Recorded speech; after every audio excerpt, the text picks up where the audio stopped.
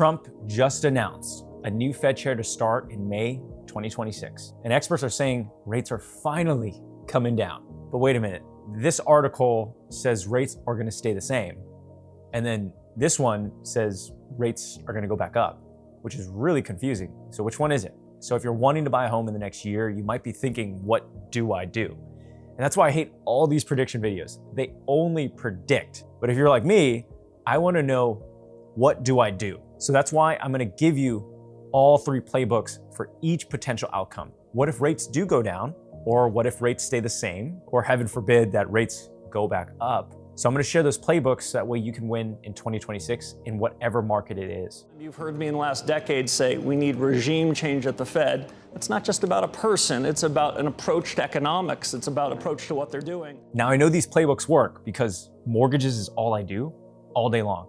And I've literally helped 500 plus families go through high interest rates, super low rates, and rates staying the same using these exact tactics. So if you wanna win in the real estate game, you're gonna wanna pay attention. Let's start with if you wanna capitalize when rates are coming down. I call this the falling rates playbook. When rates fall, demand doesn't like slowly increase. It generally gets way busier and it explodes, right? Every time the news posts articles about rates finally coming down, it's finally hit the lowest over the past year or 2 years or whatever, I'm telling you, just like clockwork, my phone gets 3 to 4 more calls and text messages that week. Like it's crazy at how like the news can affect so much buyer demand. And it's kind of like, cause it's all speculation too, right? Cause like, rates could literally go back up the next day. But just to give you an example, right? And I'll give you another scenario. If rates are 6% today, let's just say on average, and tomorrow,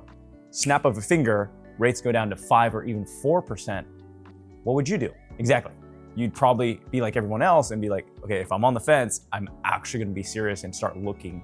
So that same thing happens with other buyers too. So what I really wanna focus on is when rates are falling down, you're competing against everyone who was waiting, like I mentioned. So this isn't a negotiation market anymore. This is a competition market. So that's a clear distinction. So the question changes to, you're not asking, how do I structure this deal? You're asking, how do I win the deal? And that's what this playbook is focused on. So if you want to win in this market, you're going to want to do these 6 steps. Step number 1 is you want to move fast. So speed becomes your secret weapon. When rates are coming down or in a falling rate market, homes go pending really fast. Open houses are packed, like you're walking against other people. That's how busy it is. And multiple offers start to come back. And this is basically going to give 2021 energy and vibe. That's when the market was much busier. Rates were obviously pretty much at its lowest, and it's going to simulate things like that. So remember, the core focus is how do I win the deal? And you win by being ready before the house hits the market. I call it perfect preparation. And that means getting fully underwritten.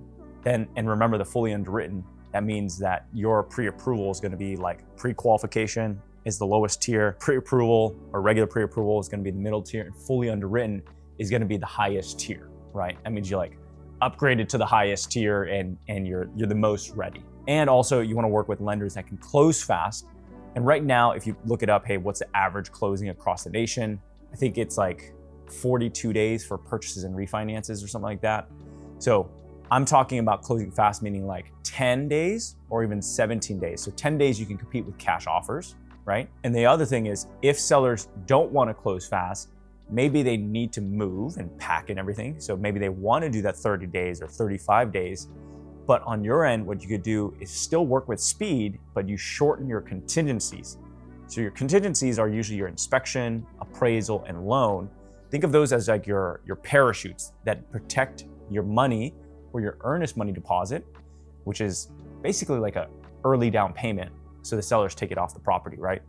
And it protects your money. So that way, while you're doing your due diligence on your home, you have that protection. And that lets the sellers know that you're serious and you're gonna get the job done. Basically, your goal, the foundational goal, is be the easy yes offer. Step number 2 is you make your offer clean. And this actually reminds me of a client that we helped in 2021, and it was 15 to 20 offers on a single house. Talk about multiple offers, right? And I remember they were joking, it's like, man, do we have to like give up our dog and our kids and put it as an earnest money deposit? Showing that they're the most serious, right? Like people were getting really creative and trying to figure out like, hey, how do I get my offer accepted? Just to give you context of like what, obviously they didn't do it, but like what people were thinking, right? So in a falling rates market, sellers don't just choose the highest offer, okay? That's something that's like a misnomer. They also choose the safest offer. So it's like two parts of the equation. You want the highest offer and the safest offer. For example, if the buyer's agent or the listing agent, the one representing the sellers, know that the buyer agent has a bad reputation, right, of getting the offer accepted and then just doing all this crazy turmoil when you're in contract, that might not be the safest offer, things like that, okay? So how else can you make this a safer offer? Usually, like I mentioned, you can shorten your inspection timelines. So instead of taking 10 or 14 days, you get your inspection done over the next few days, like 3 to 5 days. And then also you shorten your loan contingency. Usually by default, especially in California, the default is 17 days or even 21 days. So it could be almost 3 weeks where you can just be getting the loan and then you can just pull out of the transaction. The sellers don't want that. They want to know like within 10 days, because by that point, if within 10 days you pull out, right, of the transaction, they might be able to go find another offer, right? Or if you go 21 days, all the other people who put offers in, they might have gotten an offer accepted, bought another house, etc. Right? So that's the fear. The other thing is clean paperwork and clear communication with the mortgage team and the real estate agent team, okay? Because, you know, the goal of having a great team is communication, right? Now, also notice that during that whole little spiel there is you don't want to waive everything. You don't want to remove like your parachutes. You may have some, but I wouldn't remove all of them. And I wouldn't recommend being reckless unless you know exactly what you're doing. Meaning if it's your first house, definitely have at least some contingencies just in case something goes wrong. And also be prepared because certainty wins in this type of market as well. Think about why sellers love cash offers. It's not because the cash per se, right? Because they get the money at the end of the day, whether it's a loan, cash, something else, right? It's because cash is more certain. So you'll want to mimic a cash offer or those characteristics, which is what I just mentioned above. Next is going to be step 3, which is you want to win the offer first, then optimize later, okay? So this is where most buyers mess up. They lead with, hey, I'm going to offer you $500,000 and I want $10,000 in seller credits. Completely wrong market, right? Because then the sellers net $490,000, right? And then the closing costs, or they gross $490,000, right? So in that situation, that looks like a weaker offer instead of just coming in at $500,000. So again, in a falling rate market, you want to win the house first, then you optimize the deal as much as possible when you're in that contract phase. Because again, once you're in contract, the inspections are going to happen, repairs might be discovered, the appraisal might come in a little lower, and then the leverage starts shifting slightly to you because again, the sellers may not want to have to start over, especially if your loan's pretty much already at the closing table. So remember, I would win the deal first, then optimize in step 3. Now we're talking about step 4 is you want to signal strength, all right? So if there are 6 offers on the table, you're the one that needs to stand. If there's 20 offers on the table, you need to stand out. And here's one way to do that is with your earnest money. So the typical earnest money deposit or EMD, again, think of that as like an early down payment. So the sellers take it off the market, you do your due diligence, right? Typical one is about 1%. So the stronger and higher your earnest money deposit, it signals more confidence. Maybe it's 3% or higher, right? And here's the cool thing is your earnest money deposit still protected by your contingencies, right?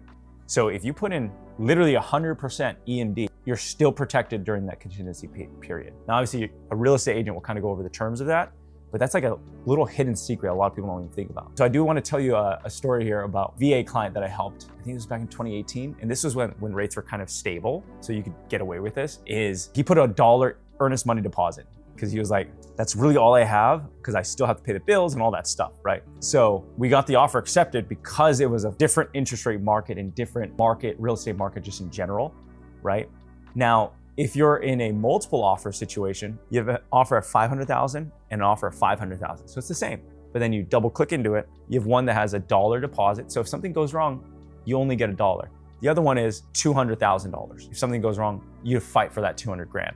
Like what would you do, right?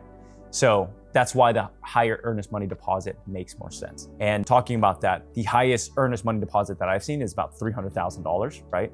Which definitely got the listing agent and the seller's attention, so that way they got back to the buyer's agent right away. So it's a different signal, right? It, again, works if you have your contingencies to protect you. So you definitely want to have a great real estate agent team and lending team that can make sure they can move fast and protect your deposit. If you sense that they can't do that, then don't gamble your deposit. But this is a really good one if you can pull it off. Now, I'm talking about step 5, which is next, which is protecting your liquidity. And this is where you want to have like a rate strategy. And what do I mean by that? I'll talk about that in a few moments. Is you want to be more strategic, right? So in falling rate market, right? Rates are likely to drop. That's literally the definition of it, right? So if you get seller credits, or let's say coupons for your closing costs, which is what seller credits are. The credits can cover your cash out of pocket, it could cover repairs, and it could help lower your monthly payment as well. Now, in that lowering monthly payment, you can do what's called buying permanent discount points, or doing a permanent buy down, right? So what that just means is you almost take your average rate and you can buy below the market rates. Let's just say it's 5.5%, right? And you can buy to 5% as an interest rate, right? For example, you'll have to pay an upfront fee. So what I recommend is when rates are falling is don't do that, because the cost of paying that out of pocket, you won't break even. And if rates are falling, then you'll more than likely refinance, right? So that's why, like, if you refinance in the future and you don't have to pay that premium, you kind of win in that situation, right? Now you have to be sure that you're identifying what market you're in.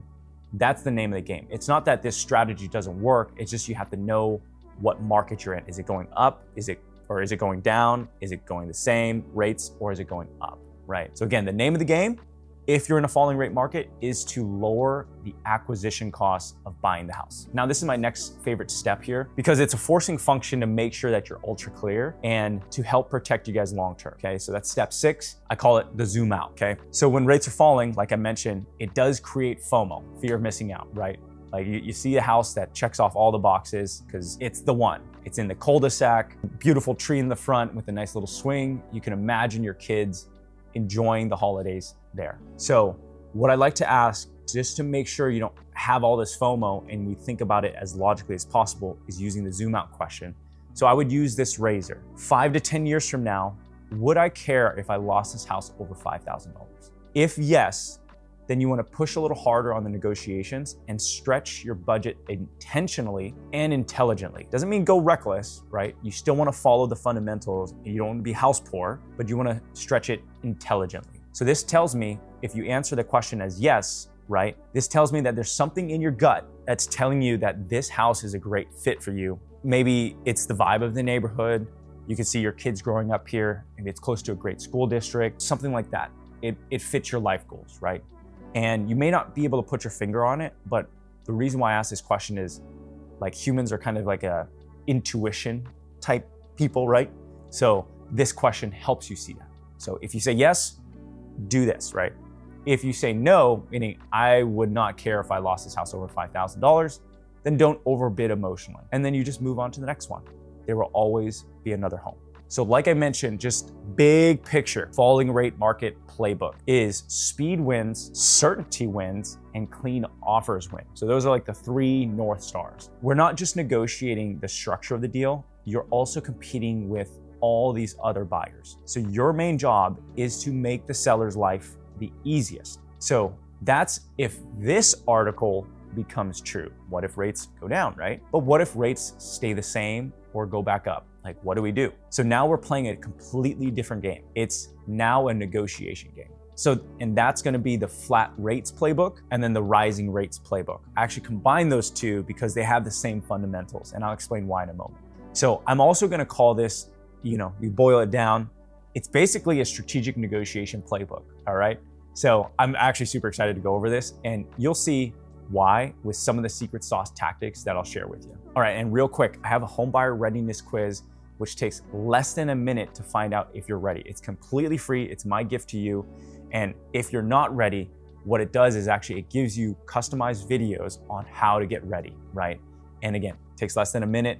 Go check it out. It's in the link down below. All right, so hopping back to it, this is what the market's gonna feel like when you're in like flat rates or rising rates, right? Aside from the rates staying the same or going up, is you're gonna see that homes start to sit a little bit longer, and the days on market, that's probably the key metric that I look at personally, and your agent will obviously be able to help you with this, it's like kind of in that moderate range, or it's a little longer than normal or longer than normal, of course, right? And then you're also seeing some price reductions. So that's a good sign that you're probably in this type of market. And I'm not saying for one particular house, right? I'm saying just in general in the market. The second thing is concessions or seller credits become more common. You start seeing it more often. Like, hey, you talk to your buyer's agent. The listing agent says, hey, yeah, we accepted an offer that was higher than yours. It did have seller credits, but best of luck for the next one. So you get that data and you're like, okay, seller credits are getting accepted, so I might be able to request that too.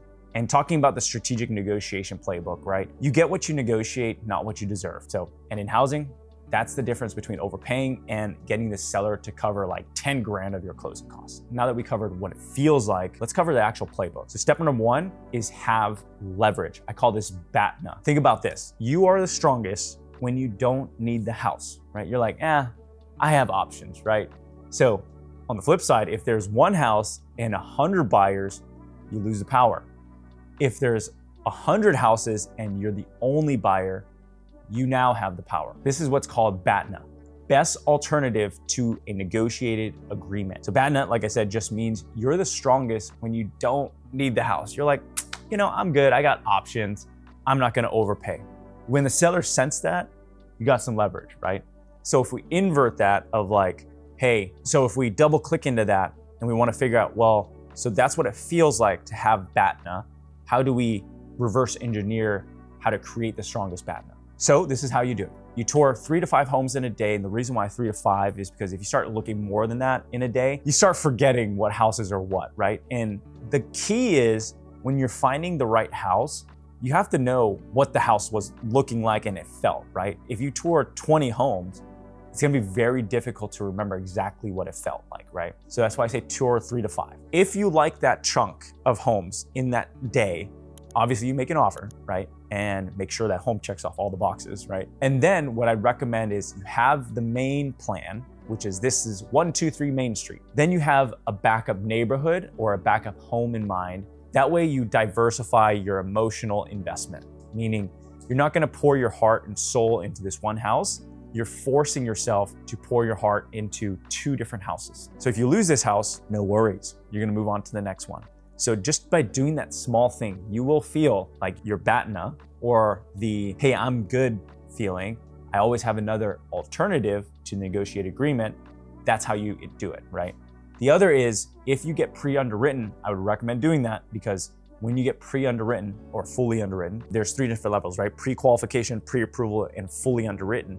You also signal to the sellers like, hey man, I got the golden ticket of pre-approvals here. I'm actually stronger than all the other buyers from a qualification standpoint.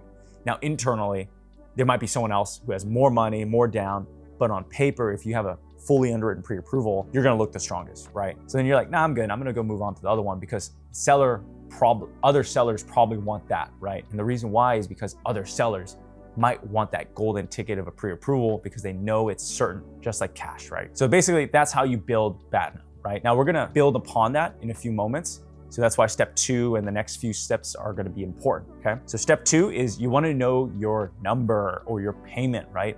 You wanna build that foundation first, okay? So this is where I would say most buyers skip that part. Before they negotiate, they don't decide on what their comfortable payment is. They have a rough idea, but they don't really know, right?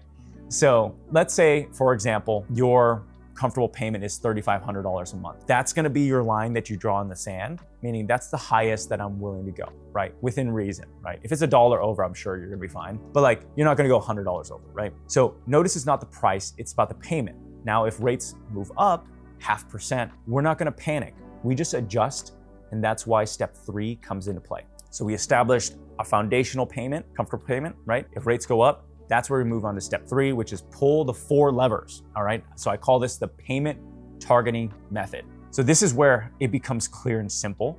There are only 4 ways really to protect your payment and adjust your payment. So we ask these 4 questions. Again, this is the payment targeting method. Lever number 1 is price. What purchase price makes $3,500 still work? Let's just say the house is worth $500,000 or you want to put an offer at $500,000, but rates went up 0.5%, like I mentioned in step 2. So you work with your mortgage person and it ends up being, okay, 0.5% increase rate is a $480,000 offer. Great, that's what you offer. So if the sellers say no, we move on to the next lever, which is seller credits. So lever number 2, what seller credits make $3,500 still work? Maybe that's $10,000 to do that permanent buy down that I mentioned, or there's a temporary buy down too, where you can lower your interest rate by 3% or even 2% or even 1%, right? For the first 1 to 3 years, which is awesome tool. So maybe it's at 10,000, right? So now you offer 500,000 with $10,000 in seller credits to lower your monthly payment and your interest rate, so you have the same payment as if rates were 0.5% lower, right? So basically it's a different structure if you think about it. Lever number 3 is down payment. What additional down payment keeps me at a $3,500 monthly payment? Maybe it's $15,000 more down, so that way my payment stays at $3,500.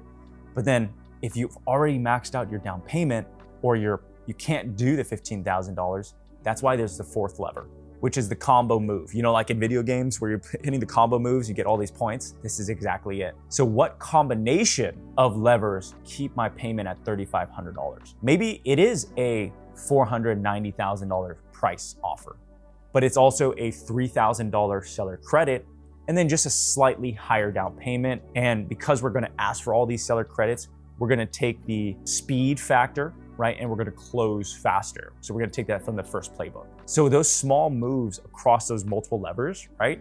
You get the same payment in that situation. So this is what I call the combo move. And what I just mentioned, by the way, is called divergent thinking, meaning there's multiple solutions to one problem. And unfortunately, when we're in school, right, they only teach us convergent thinking, meaning there's one problem and one answer. If you don't get it, you get an F. But in the real world, if you think about it, that's not really the situation, right? So that's why I want you to think about it from a divergent thinking perspective. And the payment targeting method will allow you to think divergently. So if rates go up, remember there's other levers that we can pull. And it's those 4 and using the combo move that I just mentioned earlier, right? So now, great. So now we know there's combo moves, but how do I actually present this offer to the seller? So now this is actually, we move on to step 4. We let the seller choose, and I call this MESO. Now, this is where it gets really powerful and spicy, so I love this section. And it's probably one of the secret weapons that we've been doing in the past 2 years, but we're gonna share it, okay? So when we're putting offers on houses, things like that, right?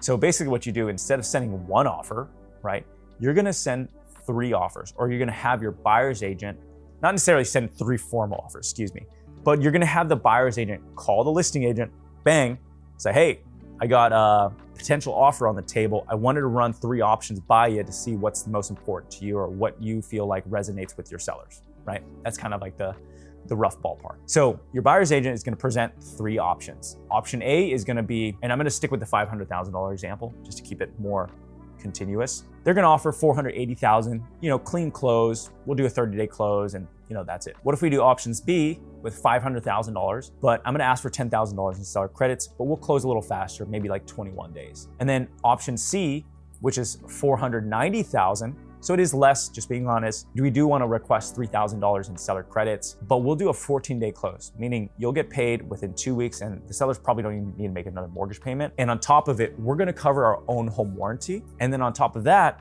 we're gonna give your sellers a free 45-day rent back, meaning you guys can take your time to move. And pro tip, by the way, that 45-day rent back, meaning the sellers are living in there renting from you for a little bit. You might think it's like, man, that's gonna cost a lot of money, right? I'm gonna be paying my mortgage. Guess what?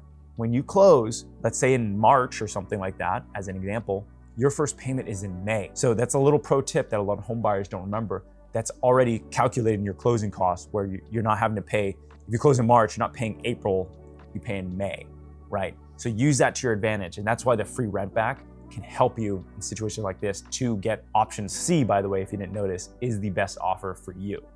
But when you give multiple options, now what happens is you're giving the seller multiple options. So the seller stops asking, hey, will we accept the offer? It goes from that to which do we prefer more? So it's a little small psychology play. So in a flat or rising rate market, so flat and rising rate, right? You don't just hope, and again, you don't just guess. I would focus on protecting your payment and using the payment targeting method by pulling those 4 levers and maybe a combo move of all, right? And then you do a MESO, right? Multiple, equivalent simultaneous offers. And then you let the sellers choose. So, all right, so remember, this isn't just random guessing, right? So those are the playbooks if rates go down, if rates stay the same, or rates go up. Now that you're the most equipped buyer out there, now you're gonna be prepared for whatever happens to the market, right? And I love that because now you have control instead of having the market control you. I want you to control your destination. So again, we're being strategic here, and this is what your realtor and your mortgage advisor should be doing on your behalf to help you win. And you know, if you're trying to DIY this yourself, that's really tough to do, by the way. So that's why I say, like, having the right people in the team to help you, you're gonna go much further. Anyways, if you watched this far, make sure to like and subscribe because it tells me you like these videos, and I'll give away some more of those secrets, right? And by the way, YouTube is recommending this video right over here. So give it a click. I'll see you in there. Catch you in the next one.